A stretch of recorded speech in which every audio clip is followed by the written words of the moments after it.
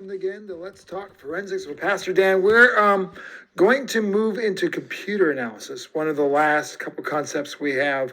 I think there's three more sections we're going to do before we finish up here.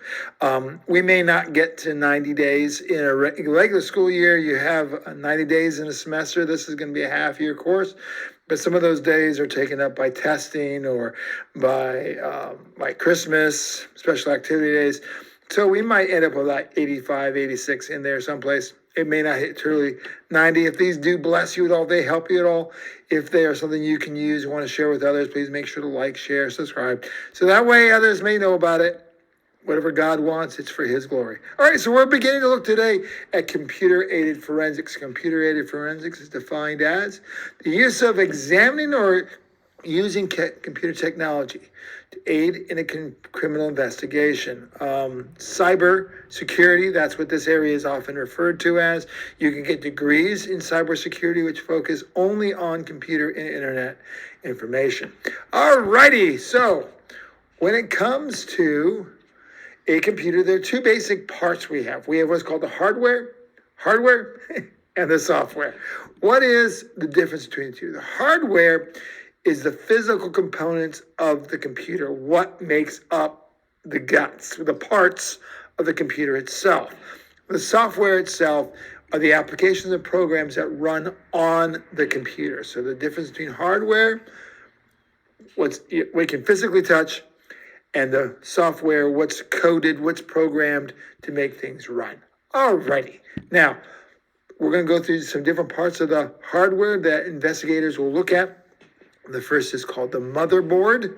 It's the main circuit board of the computer. It's where everything's connected up to main processes. Don't necessarily run in there, but run through there. That's the connecting thing.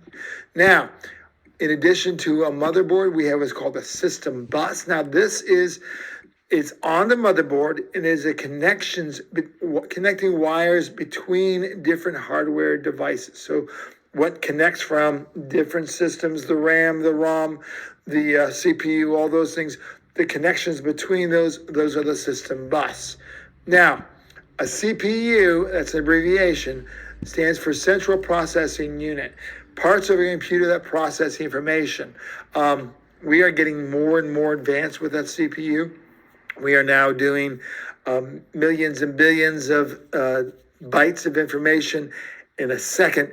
The amount of information that you have on your phone right now is more than NASA had to send the first men to the moon. So we are moving faster and faster, things progressing, and that CPU is all part of it. Now, ROM is a separate process. Now, this stands for read-only memory, and it's a part of the firmware, part of the main guts of the computer that's accessed when booting up takes place. So it's the process the computer reads when it begins to open up. Now, when it comes to forensic investigation, you have to be a lot of investigators will look at the ROM because some criminals will put processes in the ROM so that way as they boot up, they have to press certain buttons or hit certain keys in such a way to go into secret files. And so if you don't do that, the computer will boot up and it looks like it's normal and there's nothing there. Access to things like the black web, dark web, things along those lines. Alrighty. Next we have what is called now RAM. And now if you know anything about computers, RAM is something that people really, really want to get. The more RAM you have, the better it is. This means random access memory. These are storage chips on the motherboard that allow for more efficient access to data. So the more RAM you have, the faster the computer goes because you connect between information and make things run more efficiently. Alrighty, now, when we have a computer, we have what is called the HDD, the hard disk drive. And cyber security experts will analyze that HDD in specific ways to try to get information out of it.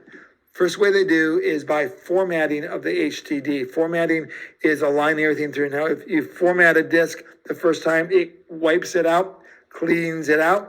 And so people think that'll take care of it. But what it actually does is it just sort of overwrites. So, and it fragments all the files. So if they can reformat that the way it was originally, put the pieces back together, we can get the information that was there originally. Partitioning the hard disk drive. So that means looking at specific parts and sequences of the drive to get information and try to direct it that way. And the last is the mapping the hard disk drive. So identify what each set of the hard disk drive was used for, what purpose and direction it had, how it was utilized, and how it was produced. Alrighty, now next, when we do a forensic investigation, there are 4 specific steps we have to do. The first one, we have to sketch and photograph. As in all forensic investigation, when we look at a computer, it is a crime scene. So we have to quickly get to it, sketch it, photograph it, and begin to do that process. Second is we run algorithms. Algorithms are programs specifically designed and set up so that we can begin to look at and break down different encryption systems, defense systems that people have to keep you from looking at their computer. Third is download any documents. Anything that's on the computer is downloaded and put in there so we can look at it and identify it. And lastly, check for deleted and fragmented files. People will throw things in the trash. They'll forget they have to empty the trash. All that does is it puts it off the side. If they empty the trash, it's actually not gone. It's just sort of broken up into different parts. So if people go into, if computer experts go into that part of the computer, they can attempt to repartition, reorganize the scrambled files. You're not necessarily going to get all the files back, but you might get enough to get a sense of what was going on. Now, here we go. Major crimes that we use analysis, cyber technology to look at. First is called financial crimes, fraud, different types of criminal enterprise. And so we use that to try to get that information when someone's like a Ponzi scheme where they set up trying to take money from people. We'll get the computers to get that information. Trafficking. This is horrible. This is where people move things or people in order to advance their own causes. Human trafficking, this can either be sexual trafficking, which is horrible, or forced labor, again, also horrible. A lot of times they'll use people from other countries or even take people from this country to different places in order to benefit themselves. Totally horrible. Second is drug trafficking. So we'll use and access the computers to try to bring down drug lords and drug kingpins and drug rings. Arms, illegal arms. So that way we'll use that to track that information. And child pornography.